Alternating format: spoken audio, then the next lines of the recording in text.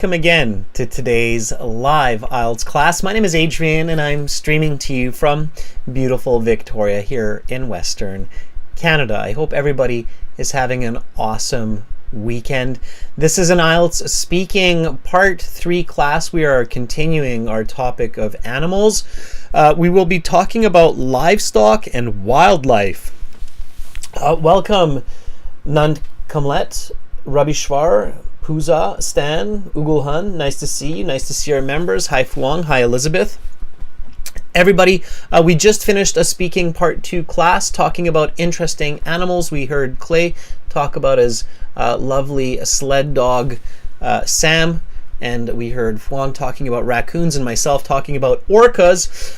Part 2 is connected to part 3 in the speaking section. So when you finish part 2, the cue card, the long response, the examiner will say that is the end of part 2. We will now continue to part 3. For this part, I will ask you questions related to the topic of part 2. And then they continue. Now again, students, this lesson, this class is coming from our website, aehelp.com, for academic IELTS. Visit us there. For the general IELTS, check us out at gieltshelp.com. These websites power these live classes. Premium users get Zoom classes that are exclusive each week. If you want to join us here, aehelp.com. Click that big red button that's just above my head there. It is a one-time payment for lifetime access, and it doesn't cost a lot, and you get tons and tons of help. General IELTS, gieltshelp.com, green background. Again, click that big red button, and you're good to go. All right, Pooja, our website is a great place to find other students to speak to. I see, Pooja, that in the chat you're looking for student partners. You can do that here, so you can find other students in the student partner speaking function of the website. So that's a great place to do it. All right, everybody. The apps that will link to these websites are Academic IELTS Help and General IELTS Help. Use those. And the Instagram is IELTS_AE Help and GIELTS Help. And then if you have questions, send me an email to adrian@aehelp.com and admin@aehelp.com. After this class, we'll have Zoom classes for premium students on Tuesday and Wednesday, and then the next YouTube class will be on Thursday. That will be a speaking part 1. To figure out what strategies work for the IELTS exam, check out this video. We posted this. People really like it. Everybody's giving it a thumbs up, which is nice. Özden, yeah, you'll be able to join the Zoom meeting for sure. I will share that link with you later. Let's jump into IELTS speaking part 3. So again, this is following the cue card. Okay, it's connected to the cue card. Keep that in mind. And make sure to repeat, everybody. So copy what I say, copy how I say it. Again, I'm Canadian. I live on the West Coast. As many of you heard, I saw some orcas, which are killer whales, large dolphins that live around these waters. I speak with a West Coast North American style of English that you hear in Los Angeles and San Francisco, Las Vegas, if you're there. So the accent is clean, crisp. Just bravely, confidently repeat loudly. Say what I say. Say how I say it. Okay, everyone. So let's practice the first couple of questions together in the chat, just so you get an idea of what to do and how to do, and then we will get into practicing with volunteers and with students. So here we go, everybody. Now Part 3, the questions are a little bit more conceptual, a little bit more thinking. Here we go. Let's talk about wildlife. What are popular places for people to visit if they want to see rare animals? Answer that question for me, please. This is what I would say.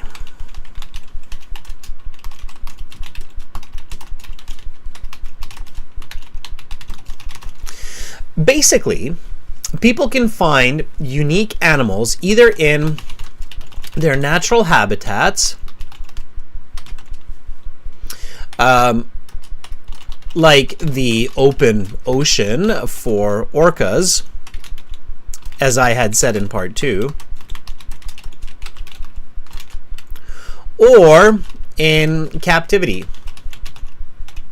like in zoos. There are many species of endangered animals, like tigers, found in zoos around the world. Okay, so this would be a band 9 level answer.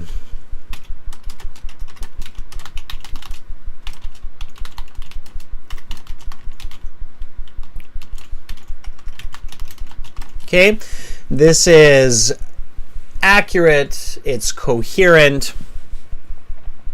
All right, Anahita says, I always go to zoos for seeing unique animals. In fact, Anahita's full answer is prevalent venues. Venues are man-made because we're talking about animals here. I would use the word places or environments.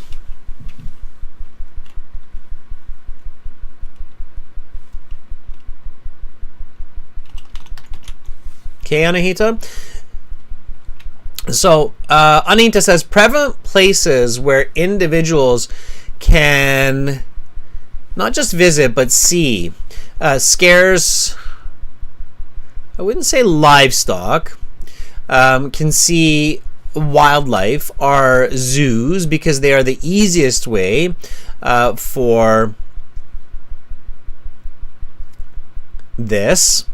Okay, simplify. I always go to zoos for seeing unique animals. Okay, sure. Now, it's probably not a bad idea, Anahita, to mention nature as well. Okay.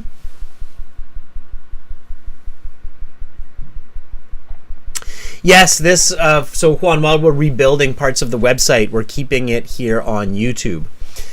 Deborah says, I think the zoo is famous. Let's see what Deborah says. Let's get this whole piece here, Deborah. So Deborah says, I think the zoo is the famous area, is the most popular place. It's more natural. One can go if they want to see rare animals as well as the ocean. I recently visited Accra Zoo, the zoo is capital because it's part of the name, with my childhood friend, and it was a nice experience seeing and taking pictures of giraffes and monkeys. Okay, so finish that thought. All right, Deborah, this would be now like a band 8 in its complexity. Anahita, yours would be about a band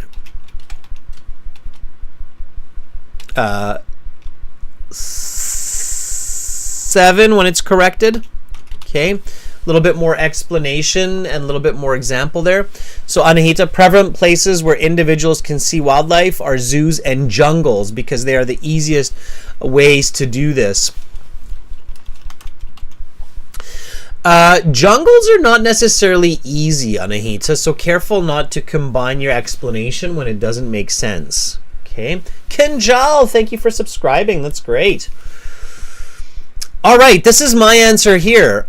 Basically, people can find unique animals either in their natural habitats, like the open ocean for orcas, as I had said in part 2, or in captivity, like in zoos. Captivity means they're captured.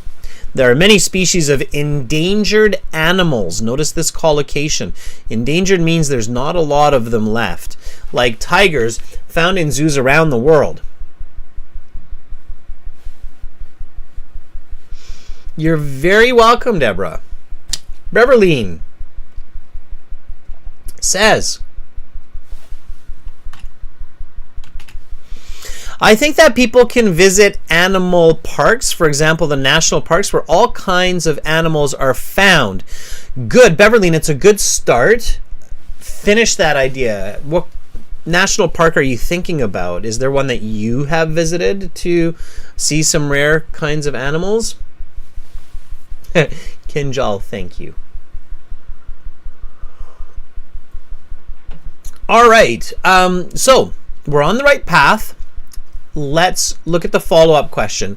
So in the IELTS for part 3, you have the main question, and then you have a follow-up question like this. Are there other ways to see such animals? So here we can continue. I suppose there are a few other ways to see some rare animals, like at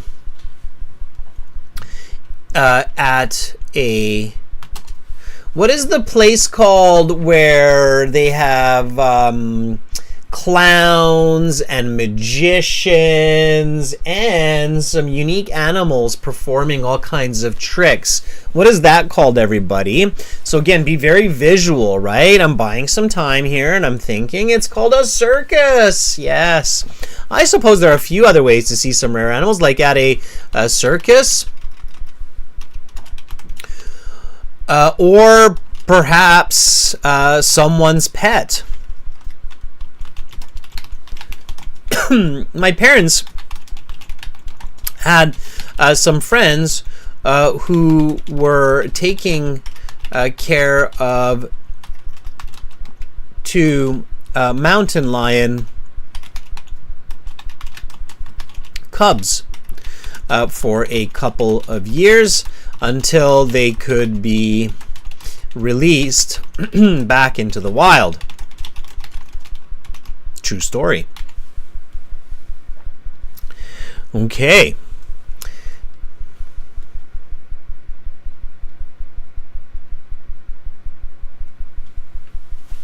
So there's the follow-up.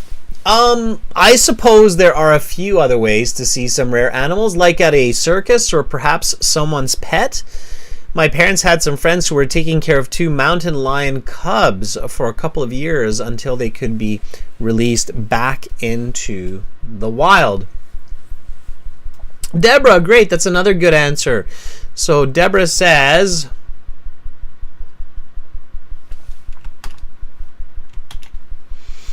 I think one can watch some of these animals via wildlife documentaries on television and on the internet, such as YouTube. I watch some documentaries, some is always plural, some documentaries about snakes and monkeys. Plurals and plurals. Deborah, watch those plurals. Snakes and monkeys on YouTube last weekend. It sounds like fun. All right, careful with those plurals. Okay, now it's like a band 8. A little bit more detail and a little bit more accurate with the plurals and grammar, and you're on path to a band 9. Okay. All right, students, you're doing amazing so far. Ugulhan says, as I mentioned, there are other choices to see animals, like at a circus, because they offer unique, or they showcase unique creatures. Okay, showcase, when you kind of show everybody like, hey, look at this giant turtle from the Galapagos Islands, it's 300 years old. Then you're showcasing ugulahan, you're showcasing the animal. Okay, as I mentioned, there are other choices, watch your spelling for common words, choices to see such animals like at a circus, because these places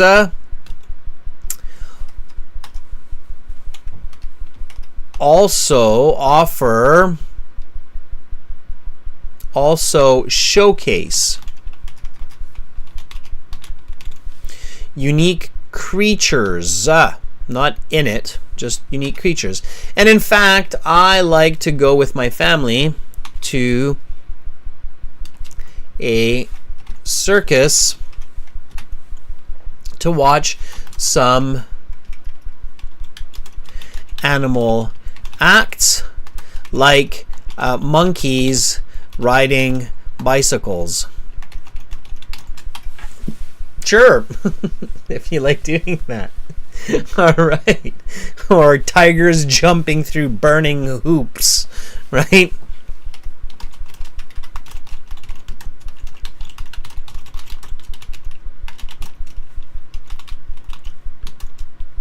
Or rings. Okay.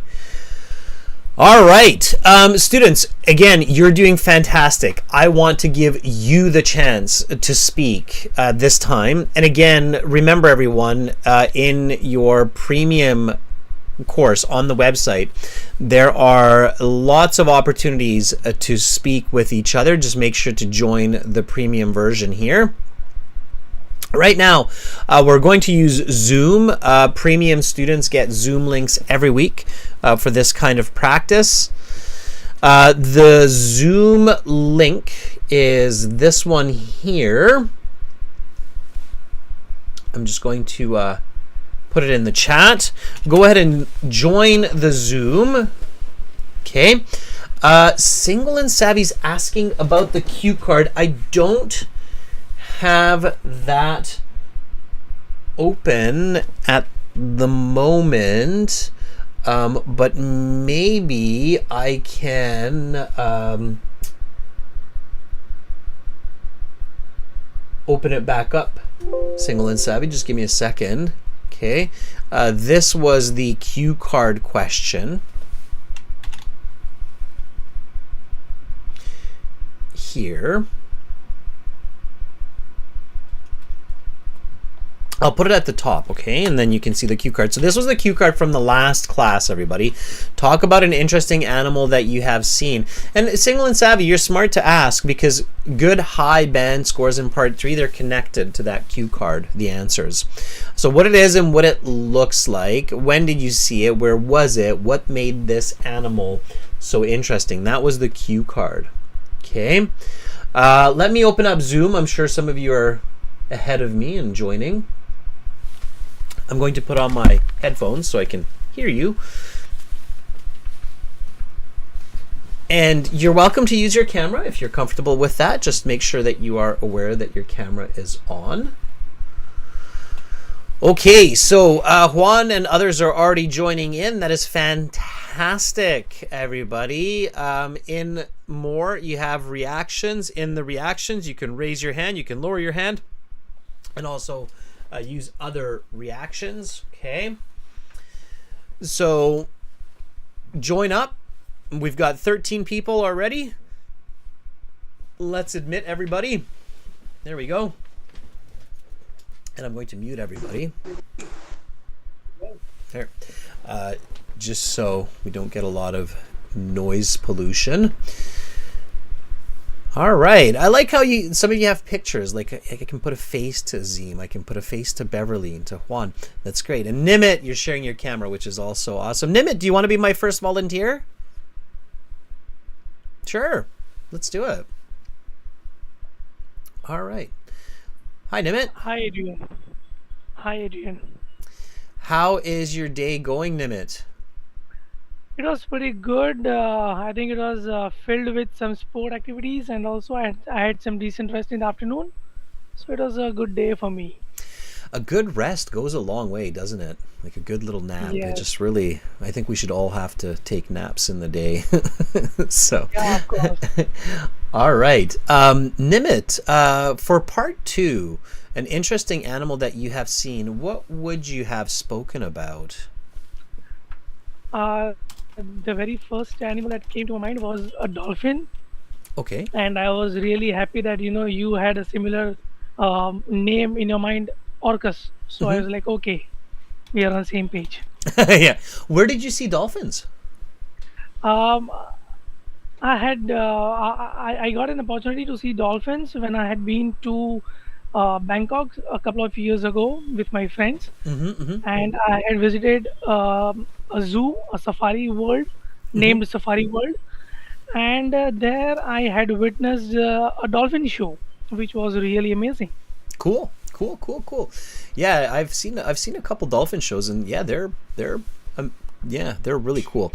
When I was in Hawaii 10 years ago, I saw spinner dolphins, and those dolphins I saw in the wild, and they jump and they spin in the air. It's the most amazing. Yeah, dolphins are incredible. So good choice for sure. Okay, let's keep that in mind, and I will ask you some part three questions. Are you ready? Let's talk about wildlife. How has human development impacted the lives of animals? I think it has. It certainly has during the past decade or so. I would say because we as a humans are more inclined towards learning more about some of the species, and to get to know them better, we explore either have a wild safari journey, or else we also look to visit some of the wild places like Amazon in US, which is filled with wild animals. And because of that, I think because of that curiosity to learn more about these animals, it is also a kind of negative thing that I see, that we try to explore and experiment more on their body, What can and be which is done to what can be done to Mhm. reduce the pressure of human expansion on wildlife? Hmm, that is something interesting. I think to protect the wildlife, the very best way is to give them the environment that they are really meant for, to keep them in an open jungle, and make their vicinity more protective, and give them their space to live, wherein the human intervention is less. But also, on the other hand, we as a human, as we are curious creatures, we also get the experience to see them live and experience their behaviors. Okay, good. All right. I liked your second answer much more than your first one. Okay, your first one, Nimit, I think would be like a band um, six. You're fluent, but it wasn't too coherent, and I'll explain that in a second. I just want to bring you back on screen here. So just give me a moment. Okay. All right. Let's do it like that. All right, so I can see you a bit. I like seeing you, Nimit. I like it. You're on my main screen there. All right. So let me explain this a little bit more. And let me bring you back on screen here. Uh, and why isn't it just showing you? It should just show you. It's hard to get everybody on screen. Okay, anyway, Nimit, so your first answer was a little bit off topic. Okay. The question was, how has human development impacted the lives of animals? So let me ask you this, Nimit. Human development, what does that mean for you? Human development, when especially when we're talking about animals, the environment. What do you think we talk about when we talk about human development? What does that refer to? What I got that from the word human development was, I think, um, it's more about the technology part that we can connect with. Yeah. Okay, good. So yeah, technology for sure. Okay. So technology, yes. Okay. Let me just do something here. I'm gonna try to pop this out.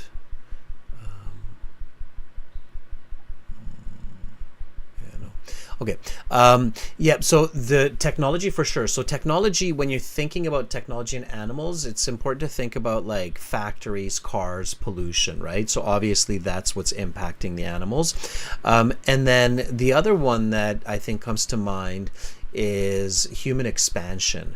So building cities, right? Lots and lots of cities where animals used to live. And yes, so here Rifat is adding and says fast growing urbanization. So human development is technology and urbanization, which is the growth of cities. Okay, so let's formulate a nice high level sentence answer for this one.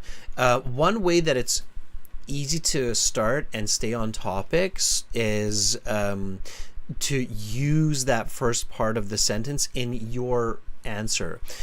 Instead of development, what's another word, Nimit, that we could use? So instead of human development, we could also call it human advancement, right? So I think human advancement, like technology and urbanization, has had a major impact on the lives of animals over the past couple centuries. Human cities have, do you know this word, Nimit? Encroach. Yes, I've heard of it, but I'm not sure about its meaning. Encroach it's an interesting word. It's a verb. Encroach is when you slowly but surely kind of move into the space of another. So we can use it in this situation, but I could also use it with another human, for instance. So just imagine that you're in your office and your coworker, they somehow keep moving closer to your desk. And then the next day, their coffee cup is on your desk. And then the next day, their backpack is on your desk, right? then one day you look at your coworker and you say, hey, Sumit, why are you encroaching on my space? Right?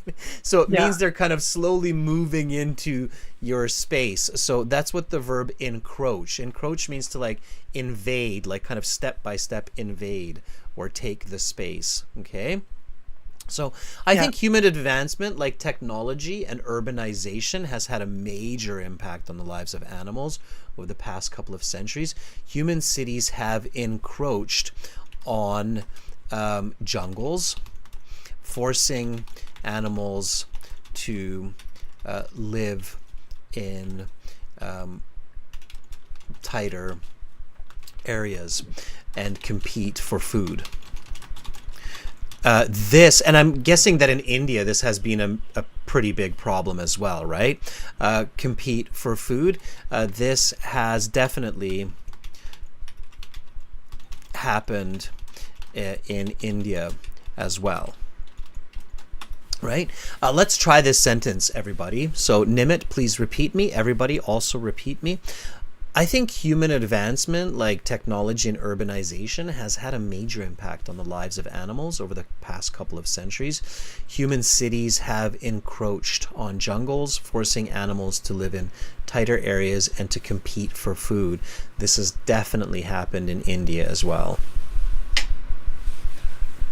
I think human advancement like technology and urbanization has had a major impact on the lives of animals over the past couple of centuries. Human cities have encroached on jungles, forcing animals to live in tighter areas and compete for food. And this has happened in India as well. Okay, so that's much, much more on topic. I felt like your response was a little bit off topic and you were finding it difficult to find the answer, which is okay. And by the way, students, you don't need a perfect answer for every question in part 3, okay? As long as for the most of them you do a good job. Your band level, Nimit, I do think is around a 7.5 to 8, so your English is definitely somewhere between the good to very good range. You have good vocabulary, good fluency. You just need to focus your answers a bit more, but that comes from practice. Your second answer, when I asked you, what can be done, you said, that is something interesting. Okay, that was good.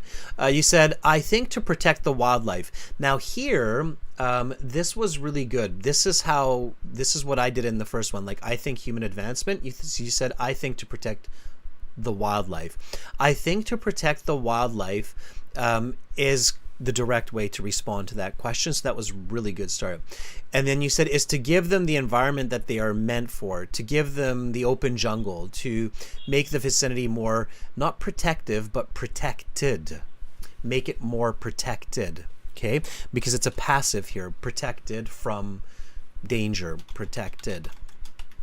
Where human intervention is less, but we also can get to see them and study them. Okay, Nimit, when you have an idea, and it happens to me also at times for sure, and you're describing the idea, and then you realize like, oh, there's a word for that. What is that word?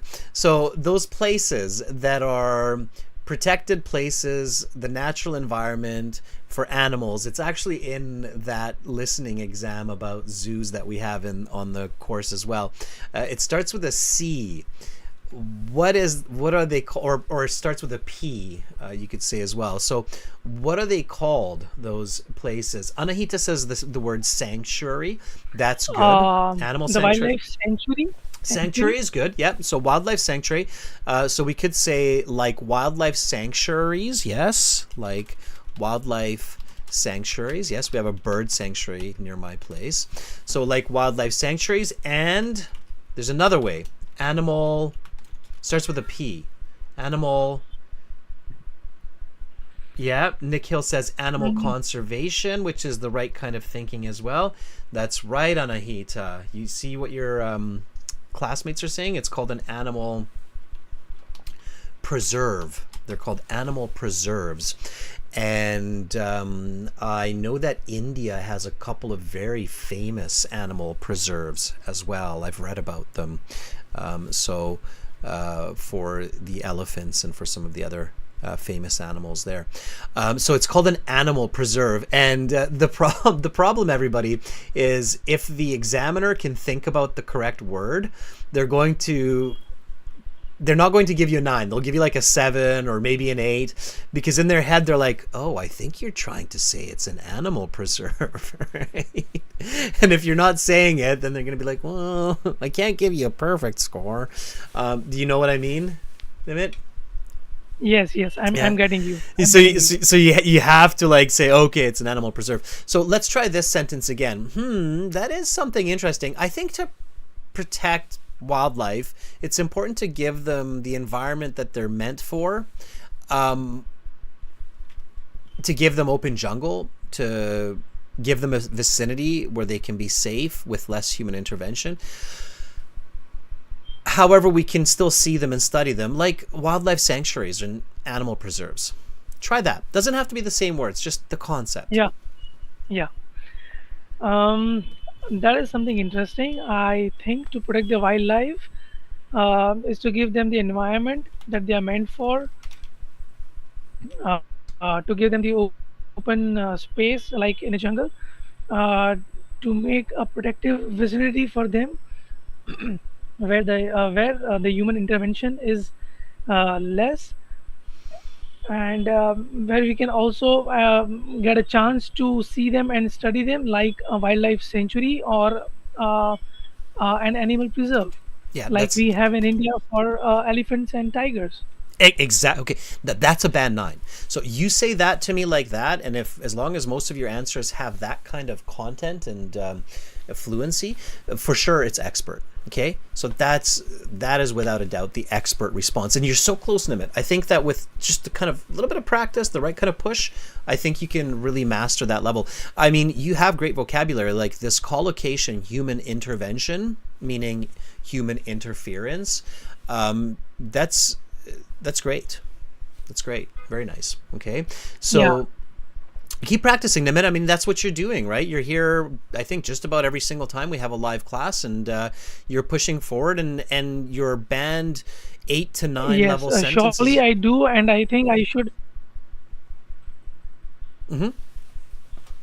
I'm sorry. I Yeah, keep I going, Nimit. just interrupted in between because, yeah, I just wanted to mention that in the earlier question about the human advancement, maybe I got a bit stuck in understanding, and then I realized that okay, I don't have much time, and then I just started the flow, which got connected with my thoughts, and I think I also realized that okay, I went a bit off topic there, but I think yeah, you put it in the right way that understanding that word is more important for you to frame a sentence and then to continue with your answer. Exactly, exactly. So when you're at any level, especially at a higher level, so you're definitely in that 7, 8, 9 range. If you're not perfectly clear on what I'm asking you, if you're, especially if you only do this a couple times, like in part 3, get clarification. It's a part of high level communication. So if you're not 100% sure, then you can definitely tell me, Nimit, like, oh, I didn't quite catch that. Could you say that with just one more time? Or you can even say, do you mean like talking about technology and the growth of cities? And then the examiner will say yes. And then you've checked yourself. And then you can say, oh, well, for sure, in the last couple hundred years, human advancement has had a major impact on animal and wildlife, right? So check the answer. Check the answer. Or sorry, check the question. Check the question, right? Don't be shy to check the question. Okay?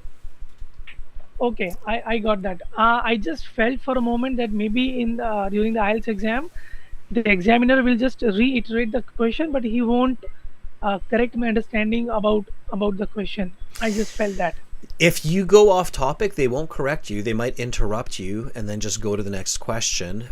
However, they are in a conversation. So when they're instructed, they're told that, make the candidate feel Okay, like they're in a conversation. So if the candidate says, could you repeat that? It's your choice if you feel like, yes, you should, because maybe you read the question too quickly, or the candidate is doing a good job anyways, but they're just feeling a little bit nervous. I mean, if the candidate's asking for every single question to be repeated, that's a problem, obviously. But if you're my candidate, Nimit, I can tell that you have good English, and perhaps you just were a bit nervous or you didn't catch an important word, and so I'm not going to be a jerk about it and just go to the next question. I'll repeat the question, right? So pursue that conversation. The examiner should be receptive. They're not supposed to be a robot. It's not like the TOEFL where it's just a robot question. They're not supposed to be like that. They're supposed to have some interaction. Okay? okay, got All right. that. Good job. Good questions, Nimit. Have a great rest of the weekend. Okay? Thank you very much, Adrian, once again. Okay. Bye, Nimit.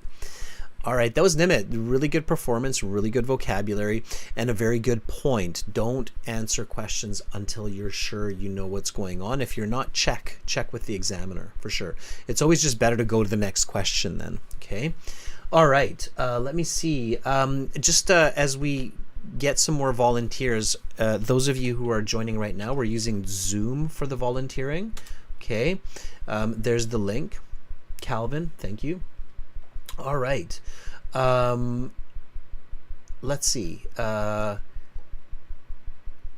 Azim, can you unmute yourself? Deborah, Nikhil, hang in there. Okay. Hello, Mr. Adrian. Hi, Azim. How are you? I am doing fantastic. I'm getting ready for my race tomorrow. How are you doing? Thank you. I'm getting better. I have been sick this week, but I'm well now. Okay, good. Well, I'm happy to hear that. I can hear that your nose is still a bit stuffy. Yeah, thank you. Yep. All right. Azim, let me ask you a few questions. We'll jump right in. Ready? Yeah. Okay, let's talk about wildlife. Okay. If animal species continue to become extinct, what impacts may this have on human societies? Yeah, it's a great question. I think all species are in harmony with the nature, and all of them are dependent to each other, and extinction of one species can cause a knock-on effect and damage natural cycles and cause catastrophic change like global warming, which can be a reason we may extinct in future. Can you give an example? Yeah, I read an article about the bees, and if the bees extinct from the earth in 1 or 2 decades, all of the humans will be extinct too, because the bees are one of the major reasons that the plants can grow and also breeds. So one species extinction really can cause a catastrophic event in our planet. Okay, I'm going to stop with that one because we've got a lot of content there, and that's great. So your band score there, Azim, would be about 7 to 7.5. It's good to very good. There's some grammatical corrections. Your fluency is outstanding. Your fluency is a band 8, no problem. You're very good there. Your pronunciation is good too, it's clear. What we need to work on is a little bit of grammar, a little bit of vocabulary in this context. Now again, everybody keep in mind these are the more challenging questions. Okay, and I love your confidence. Azim, I have to say that, your confidence really carries your communication. You're sure of what you're saying. You have good, quick thinking, good content. It's absolutely key. So you said, this is a great question. I think all species are in harmony. That's band 9 phrasing. All species are in harmony with nature. And that's great phrasing for sure. And all of them are connected on each other. All of them are connected to each other. I know those prepositions are such a pain, right, yeah. Azim, having the right preposition. Okay, good. Yeah, never give up. For a lot of the higher level students, that is one of the last kind of thorns or challenges of any language, including English, is getting those prepositions. I know in Japanese I have the same issue. In Japanese the prepositions are like ni, to, e, and I keep mixing them up. So all of them are connected to each other. And this can cause a catastrophic event. It can be the reason we may become extinct, not may extinct, may become. You become extinct. Okay, so let's just practice this sentence in its clean grammatical form, everybody. This is a great question. I think all species are in harmony with nature, and all of them are connected to each other. So extinction of one species can lead to a catastrophe, which may be the reason humans also become extinct. Okay, all species are in a harmony with nature, and all of them are connected to each other, and extinction of one species can lead a catastrophic event, which which why human may become extinct in future. In the future, yeah. In the future. Yeah, very good. And then I asked you about the example. I wondered if you're going to give the bees, because that was what in my head too, right? It's one of the most common, not just the bees though out there, everybody, but there's some other species that are critical. The algae in the ocean, for example. Honestly, beside ourselves, human, all other species, if they extinct, they can cause catastrophic events. If we become extinct, then nature will flourish, right? Yeah. It's like, I wonder who the problem is. It's kind of depressing to think about that, right? As soon as humans leave a place, it seems like nature comes back, right? So maybe we're the invasion, right? Exactly. Yeah. It's ironic. We're scared of aliens invading Earth, but you know what, Azim? Between you and me, maybe it's us who have invaded Earth. Yeah, I believe that. Yeah. It's ironic. All right. So you talked about the bees. That's an interesting one. You said, yeah, I read an article about bees, and if bees become extinct, then it can lead to this catastrophic event. Okay, let's take that out. We're going to turn that into a band 9. Let's see if other people can help us here in the chat. Bees do what? So all that little dust, that little sugary dust that comes from plants. I didn't what know is the that? vocabulary. Yeah. I know the science, but I didn't know that that cause the producing of trees and flowers. Well, your classmates are here to help you. Pollination. It's called pollen. Yes. So the noun is pollen. And bees are pollinators. Yeah, it's a high level vocabulary, but it's a good one to know because a lot of people are allergic to pollen, right? So if you're traveling and you're sneezing and you're having issues, allergies often happen when we're traveling because we're not used to the pollen that's in that location, right? So then you can say, oh, I think I have a pollen allergy. Can you just repeat the sentence, everybody? I think I have a pollen allergy. I think I have a pollen allergy. That's why I'm sneezing so much. That's why I'm sneezing so much. So, question, Azim, are you stuffy because you're still sick, or are you having a spring pollen allergy? No, I'm kidding. I'm kidding.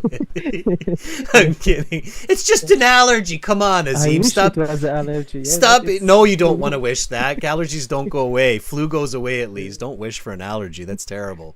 I wish I had an allergy. No. Okay. Right, yeah.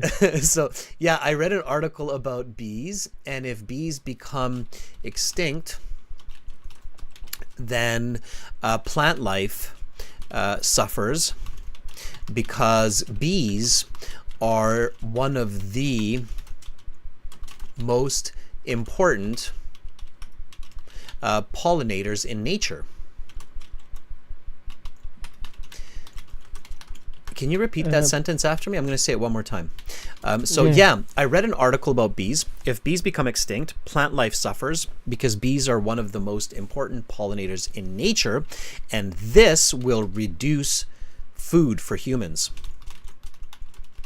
I think, like if the bee extinct from the earth, plant life will suffer because bees are one of the most pollinator in the environment, and extinction of them can cause a reduce of producing food for humans, which lead to our extinction. Before we go to extinction, let's say famine. Famine is mass starvation. So famine means a lot of people don't have enough food to survive, and starve, it's called famine. Famine is mass starvation. Okay, so not eating enough. A lot of vocabulary here. That's why I stopped with this one question, Azim, because there's a lot of vocabulary around this. All right. All animals are part of What is that system called, Azim? Everybody, this is some vocabulary here. So all animals are part of a or an something system. Yes, their system. V says What it's is the system? V says it's the food chain, which is also another way to say it. And the correct term is ecosystem, The system. right? But So if you include the microbes and trees, I think it's become biosphere. that makes like up the greater biosphere on Earth. Right. Yes.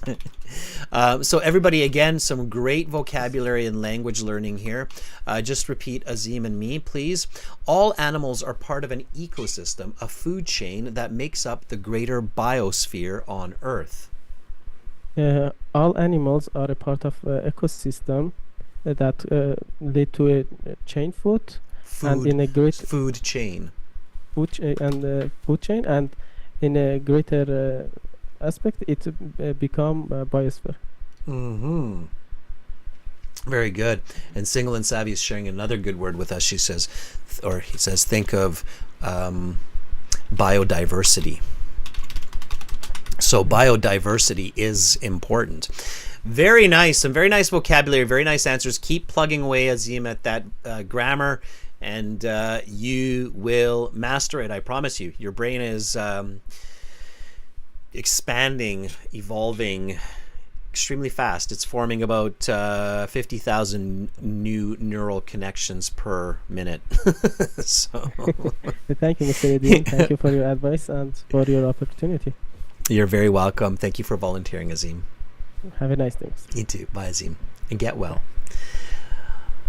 All right, that was Azim. Let's give Azim a thumbs up. That was really good, everybody. We've got a couple more people waiting here. Thank you for being patient, by the way. Again, everyone, the link that we're using for these Zoom interactions, it's here. Okay, so keep joining up. We've got lots of time and lots of great learning. Okay, I just put that link into the chat again for everybody. All right, let's take somebody else. So we're using Zoom for these live interactions, and lots of great learning. Deborah, you've been very patient. I appreciate that. Deborah, go ahead and unmute yourself. Hi, Deborah. Hello, sir.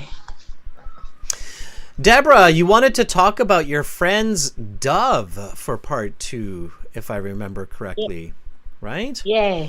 Yes. What made this dove so interesting? It's able to mimic whatever my friend says.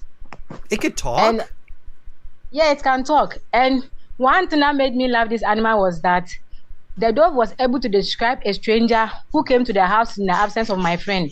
And per the prescription the animal gave, my friend was able to identify the person who came there in her absence. And this is a dove and not a parrot? Please come again. Was this a dove and not a parrot? A parrot? It's a bird. It's a parrot, right? Yeah. Okay, because you said dove, and a dove is... I've never heard a dove talk, but I've definitely heard parrots talk, right? So... Sorry. It's a parrot. Parrot rather. Sorry, parrot. Yeah. I was like, wow, your friend, if that's a dove, you've got a very special creature there. No, we're talking about a parrot here. Yes, a talking parrot. A parrot looks like this. Let me see if I can stick it in here. So that's what it looked like, right? Kind of like that. You'll see it on the screen here in a second. Yeah. Okay, so it's a parrot, a talking parrot. Yeah, parrots are super interesting animals for sure. I love them. All right. Well, let's keep that in mind, and we'll tackle a couple of questions here for part 3. Are you ready, Deborah? Yes, please. All right. Remember what I said, Deborah. You have to follow please with a statement. So you have to say, yes, please, go ahead. I am ready. Yes, please, I'm ready. Perfect. Okay. So let's talk about livestock. What kinds of farm animals are the most common around the globe? I personally think animals that are popular worldwide are dogs, cats, pig, sheep, and cock as well. For instance, in my neighborhood, there are a lot of poultry farm that has become a competition over here because it is seen to be having more. It is seen to be having more income, extra income to a lot of people in my area. So it has become a competition.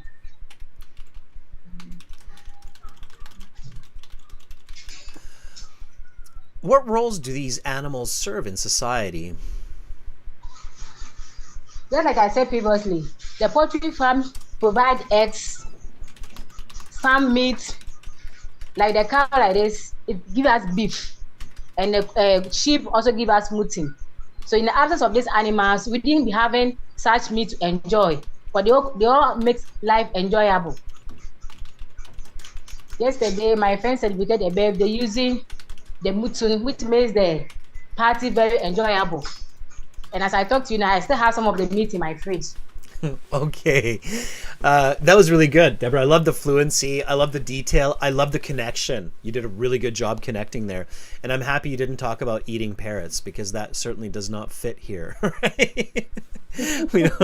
Although I've heard about that, but it's kind of weird. All right. Good. The question was, what kind of farm animals are the most common around the globe? You said, I personally think animals that are popular worldwide. It was a good start. However, I was a little bit worried that you're kind of going off topic because we're talking about farm animals, right? So not necessarily house pets. And I was like, is Deborah talking about house pets here? So you don't want to, and listen up everybody, it's an important point when you're answering questions, okay? It's really important to include the key words like farm animals is a collocation. So you have to include that. So what's another way to say farm animals, Deborah? Farm animals. It's just above it. It's just above it. It's one word. It's livestock, right? So livestock. So I personally think livestock that are popular, right? If you can't think of livestock, just say farm animals, okay? But don't just say animals because then it's like, oh, did this person catch the specific topic, which is farm animals or subject? So livestock. So I personally think livestock that are popular worldwide are dogs, cats. Now it's tricky because dogs and cats are not really considered livestock, as I said before. So you said sheep, cows, and then what did you say after cows? Did you say chicken? Yeah, I said chicken. And chickens. Okay.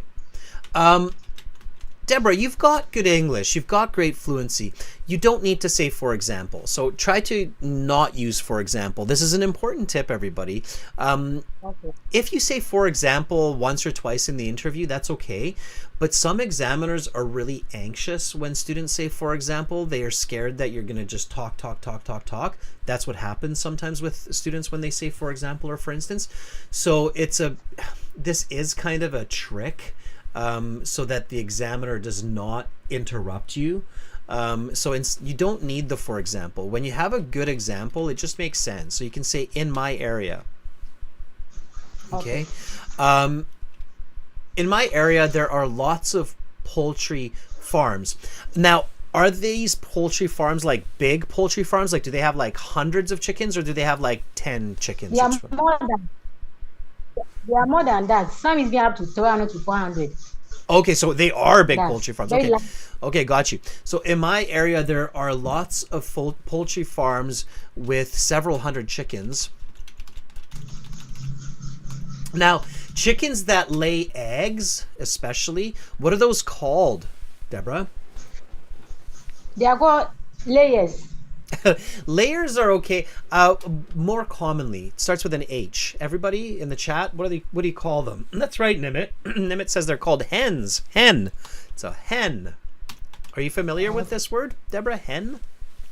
Yes, I'm familiar with it. Yeah, so in my area, there are lots of poultry farms with several hundred hens laying eggs daily. It has become a sort of competition in my community to see who has the best tasting eggs. Is that true? Do you guys compete in your area? Who has the best tasting eggs? Yes, it has. I know. I think that's everywhere in the world, Deborah. It happens here too. Ooh, have you tried this person's eggs? They taste so good. So yeah, it's like a world. I think it's part of our human. Yeah, absolutely. Okay, let's try this correct, accurate, clear sentence here. So I'm going to say it. Everybody, you say it after. I personally think livestock that are popular worldwide are sheep, cows, and chickens. In my area, there are lots of poultry farms with several hundred hens laying eggs each day. It has become a sort of competition in my community to see who has the best tasting eggs. In my opinion, the popular livestock that are common are cow, hen, chicken, and hen lay about lays a lot of eggs. It has become a competition in my area to know which poultry farm contains the best eggs. Let me break it into two pieces here, Deborah. I personally think livestock that are popular worldwide are sheep, cows, and chickens. I personally think the livestock that are popular in my area are cow, sheep, and chickens. Yeah, don't rush. You're doing a good job not to rush. I like how you kind of slow down so that you can pay more attention to the words, the content, right? And not just your area, but worldwide, because the question says around the globe, right? So you do have to really pay attention to all those details. Okay, here comes the second part, okay? Again, really just don't rush. Focus on the content. In my area, there are lots of poultry farms with several hundred hens laying eggs every day. It has become a sort of competition in my community to see who has the best tasting eggs. In my area, there are a lot of poultry farms with about 700 chickens. It has become a competition to identify which poultry farm has the best eggs. Nice. Okay, so accuracy, detail, good choice of vocabulary, not just saying chickens but saying hens. You had a very nice collocation there, poultry farms. Okay, so your band level is about a 7 there. Okay, so it's good English. You want to elevate that to very good with a little bit greater clarity, detail, better word choice, vocabulary, and you'll get there. That was really good, Deborah. Thank you. Thank you too, and have a nice day. Have a great rest of your weekend, and I hope one day, Deborah, I can taste those eggs. I like eggs that you have there in your area. I bet you there's some really good ones where you live. Okay. All right. Thank you, Deborah. Bye. Thank you. Bye. All right. Let's give Deborah a thumbs up. Yes, I'm sure some tasty, tasty eggs there. Okay, everybody. So again, we're in Zoom here. There are lots of you here. It is fantastic. Olawumi, I said I would give you a chance, and here it is. Olawumi, could you unmute yourself? Thanks for the thumbs up and the support for Deborah, everybody in the chat. It is so important. Plural of sheep is sheep. Yes, single is savvy. Sheep is sheep. All right. Hi. Hi, Olawumi. How are you? I'm good. And you? I am good. Olawumi, I think you are also in Ghana, are you not? No, I'm in Nigeria. You're in Nigeria. Okay. My bad. Do you have lots of poultry farms in your area as well? Yes, and poultry farming is one of the major contributors to my country's food security and economy. I think in a lot of parts of the world, eggs are just such an important source of protein. Poultry farms are a big part of most countries' food demand, for sure. All right, Olawumi, let's get into a couple questions. Are you ready? Yes, please. Okay, let's do it. How has animal farming changed over the last half century? I think over the decades, centuries, right? Animal farming has changed from, the traditional modes of breeding animals with to more technological ways. Yeah, for example, we have more. I don't know, I'm a bit confused right now. Sorry. Is it good or bad? I'm a bit confused now. Yeah. You're doing such a good job. Can I try next time? Okay, so this happens. Olawumi, don't panic. It's totally okay. Okay. Happens to a lot of candidates in the actual IELTS. So the good news is that you haven't paid $300 and it's happening with me and not in the real exam. Okay, so it's totally that's the good part, right? If this happens in the real exam, that's really frustrating because you're literally losing money, right, and time. So the question you should be asking me is, what do I do, right? What do I do? What do I do? Okay. So what do you do when you get overly anxious or panic a little bit or get really stressed out? Surprising question where you feel confused. First step, take a sip of water, take a deep breath. Okay. So that's why it's good to have water with you in the real exam. Are you with me? Well, with me? Yeah. Yeah. So take a sip of water. Do you have water with you now? Yes, I have. Take a I sip can of come water. again. Yeah. So take a sip of water. Yes, Take a deep breath. yes, I can. Okay. All right. So I can start again with the first question, right? Exactly. So you calm down. Now, communicate to the examiner, everybody. Okay. So the examiner is a human. IELTS is a great test because you have a human. In TOEFL, for example, you don't have a human. You have a computer. You get confused, that's it. The computer keeps going. So IELTS is, they purposefully have a human. They want a human interaction. So communicate. They're not mean. They shouldn't be mean. They should be understanding. So communicate with the examiner. Just say something really like, don't say I'm confused right now, I'm sorry, I can't talk. So don't say that. Okay, that's not what you want to say. What you want to say instead is something like, I'm feeling really nervous. Okay. Please give me a moment. Allow me to start my answer again.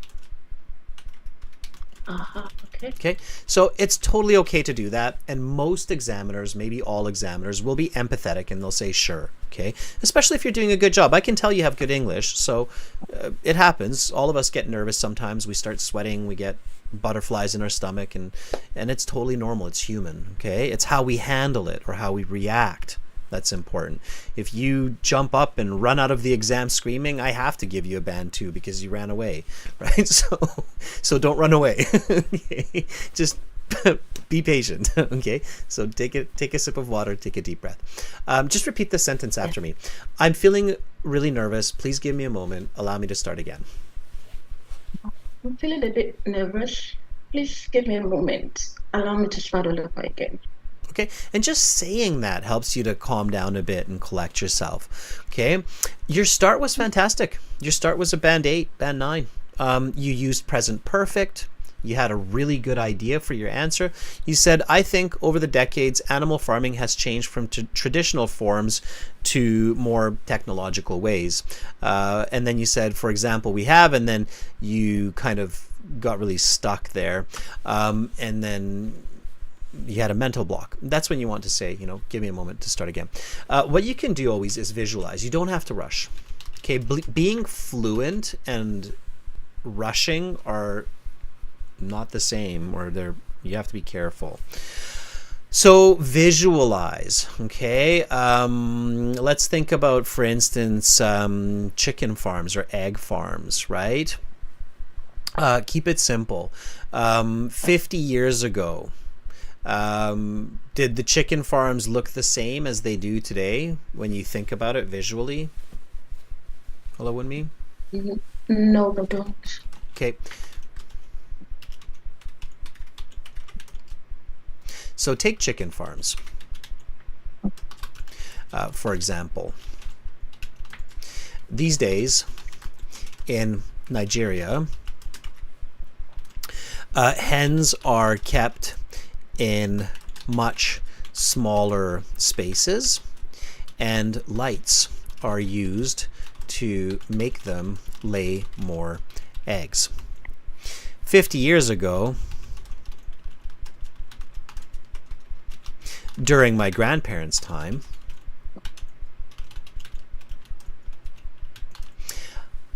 chickens were all free range. With chickens, we have special words, and free range means that they were allowed to just run around and do what they want, right? So chickens were all free range, and no artificial light was used. Okay, so visualize it. Just don't stare at the examiner. That will make you more nervous. Instead of seeing the examiner, put the picture of a new farm in front of you, your friend's farm or a farm that you maybe visited or saw recently, and then you can calm yourself down. So there are a lot of ways that we can calm ourselves and refocus. Okay, Olawumi, with me? Yes, I am. Yeah, okay. So I'm going to say the full answer, and then I'll ask you the question again, and then you can answer it, okay? So here we go. I think over the decades, animal farming has changed from traditional forms to more technological ways. Take chicken farms. These days in Nigeria, hens are kept in smaller cages. Lights are used to make them lay more eggs. 50 years ago, during my grandparents' time, they were all free range and there was no artificial light.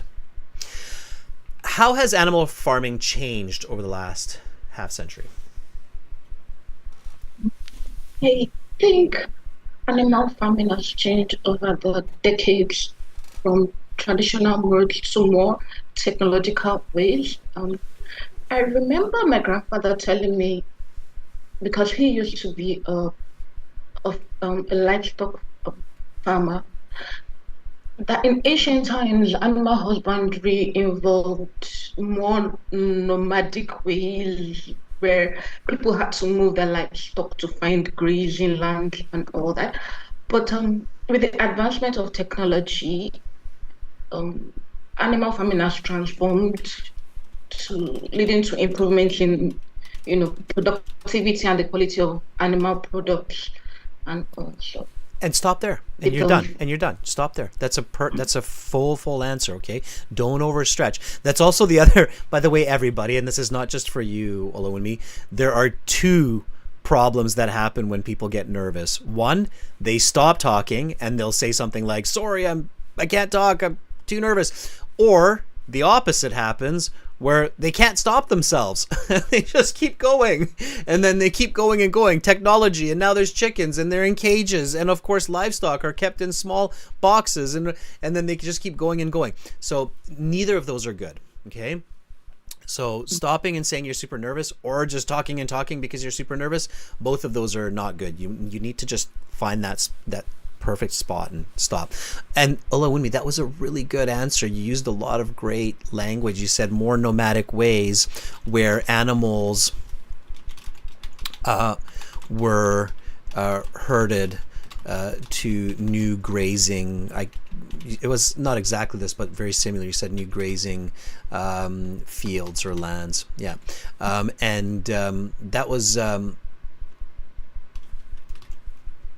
really good. Okay, really good English, like we're talking band 8859. Okay, so first of all, you don't need to be nervous because you have very good English. Secondly, if you feel nervous and you get stuck, stop yourself. Just let the examiner know that you're feeling really nervous and that you're going to restart, and they will say no problem, and then just restart yourself. And instead of staring into the eyes of the examiner and getting more and more nervous, just picture what you want to talk about. Okay? Okay. All right, that was really good, Olawumi. Yes. Thank you for volunteering. Thank you so much, Adrian. Bye, Olawumi. All right, let's give Olawumi a thumbs up. That was really good. guys. That was really good. So nervousness happens to everybody, you know, and some people think it happens because they don't have enough English. Some people think it happens because they don't have enough vocabulary. It's not true, okay? It happens because we're talking to a stranger and we're being tested. It's a stressful situation, right? Nimit agrees, right? And that's why practice is important, because if it's going to happen, it's good to happen here in this class.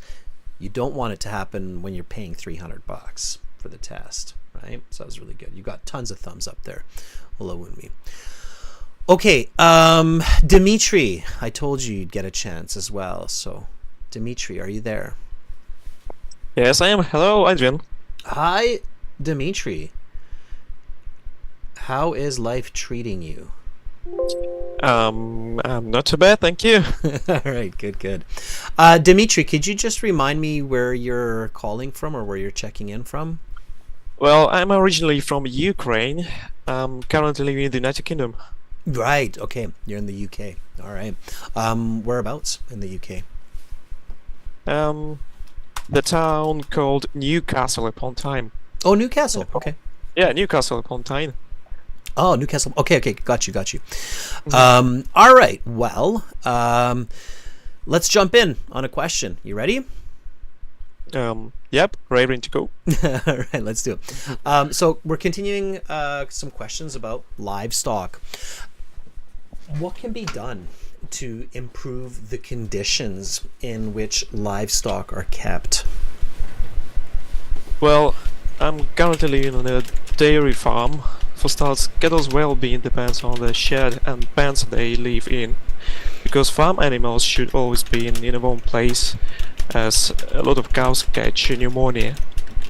Last but not least, the food the animals supplied with, for instance by enhancing the quality of straw and cake. Dairy cattle will produce perfect whole milk.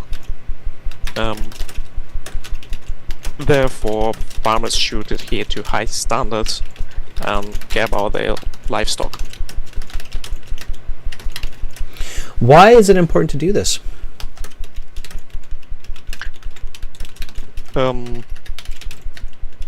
Well, in my opinion, it's very important for, first of all, for the business, as a lot of entrepreneurs care about their money and high quality milk, and also they should care about livestock's health.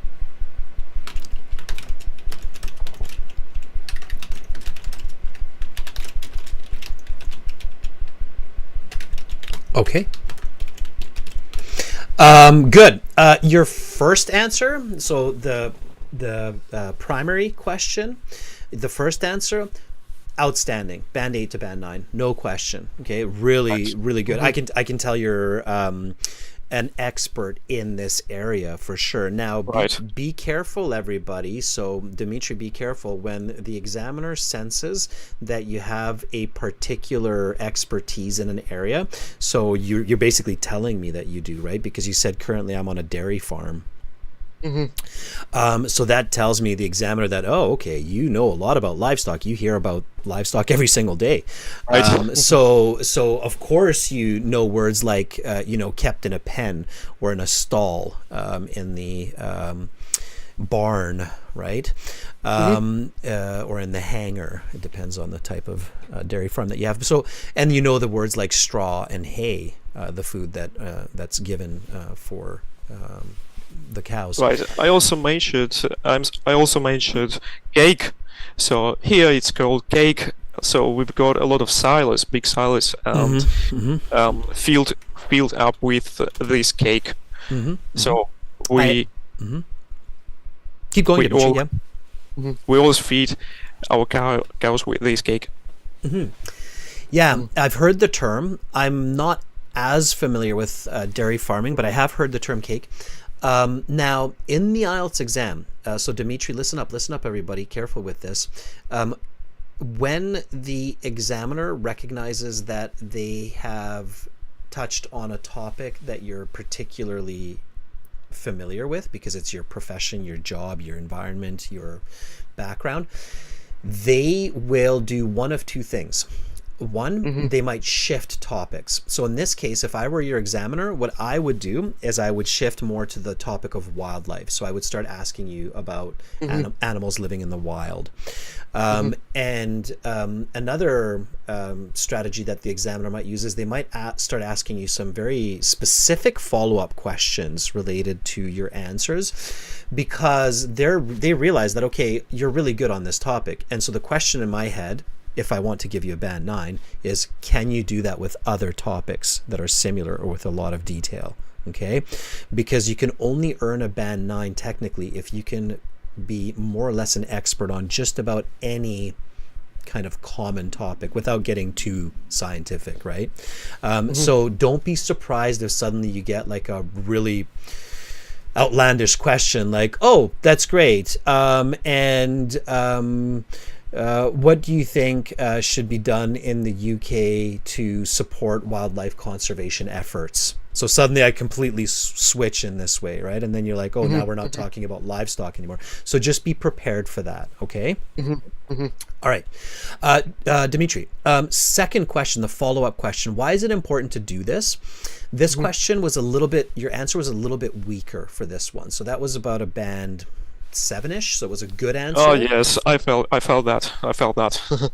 Yeah. So what you want to do when you're practicing for your IELTS is really focus on part 3 and focus on those follow-up questions. So always get your tutor, your partner, whoever you're working with to ask you follow-up questions. So say, okay, I get it, I'm doing a good job on the primary question, but please make sure to ask me follow-up questions, because that's what the examiner is going to do, and that's where I need a bit of practice. So let's look at that one. So I said, why is it important to do this? And you said, well, in my opinion, it is important for the business. A lot of entrepreneurs care about the success of their company, right? And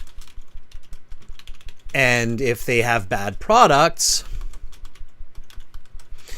then they will have low profit margins. Okay, now that's good. Keep an open mind, right? Why? So think about it from the perspective of like lots of people, right? So if you asked 100 people this question of why should humans put effort into making sure that, you know, they keep their livestock in appropriate conditions and with good care, then what are the most popular answers you're going to get? What do you think? What would be, so other than the business, what would be one or two other very popular answers that people would say of why we should care for our livestock? Well, I think for our own benefit, like for... Try to escape that shot. Okay, so own benefit is one, food is one for sure. What's another? As soon as I say it, you're going to be like, oh yeah, of course. So what's another big danger of keeping livestock in poor conditions? I mean, we literally just had many diseases. Yeah, I was just going to say we had a pandemic that supposedly yeah, right. From they also can be transmitted from animals to human beings. So that, yeah. Exactly. So what are some of the common diseases that worry us? Do you know the names of any of them in English? Those diseases that animals have and that we're really kind of like, oh, hope that doesn't get to humans. COVID supposedly came from bats at a farm market that's what they said. They don't want to admit that it came from a lab, but anyway. What kind of diseases? Do you know any of them? Well, chicken pox probably. I don't know. Did chickenpox start with chickens? I don't think it did, but who knows? I know for sure pneumonia. Yeah. Okay. So that one. How about mad cow disease? Yeah, definitely. Have you heard about the avian flu? No, unfortunately, never heard of. Yeah, the avian, or they sometimes call it bird flu, is the other. Bird flu. Yeah, bird flu. Exactly. Yeah, bird flu or avian flu. So those would be the examples. So for sure, right? If you ask 100 people, a lot would say, well, we just had the pandemic that supposedly was a result of kind of this situation of not paying enough attention to the livestock and the way we process and distribute. So for sure, to protect animal and human life, we need to keep them in healthy conditions. Okay, so business, and what's the other one? Just keep it really simple. Think about this, Dimitri. People love animals, right? So even though we eat them, we still love them and we respect them, right? So the word that should come here starts with an E. ETH are the first three letters. Or another word that you could use starts with an M. I wonder if anybody in the chat is going to come up or read my mind and say, yes, Nikhil read my mind. So moral and ethical, right? Ethical, right. Right. So the word ethical and moral, I know it's when you're on the spot and the examiner is asking you, it's hard to think about it, but then a lot of candidates, they leave the exam and that's when they grab their head and go, why didn't I say it's the ethical way to live, right? Or so why didn't that word come to mind while the examiner's asking me that question? And Well, it is extremely hard to recall it when you are under pressure. Exactly, right? It's that pressure that makes it tough. So here is the better follow-up answer. Well, in my opinion, it's important for the business. Entrepreneurs, farmers must stay competitive with good products. But even more importantly, humans need to be ethical when it comes to farming. And animals must be healthy so we don't spread disease like mad cow or bird flu or, dare I say, the COVID pandemic. Say that, you'll get a band 9. So let me ask you one more time. Why is it important to do this? Hello? Yeah, I'm here, Dimitri. Try it one more time. You hear me? Can you hear me? Yeah, I can. Right, can hear you as well.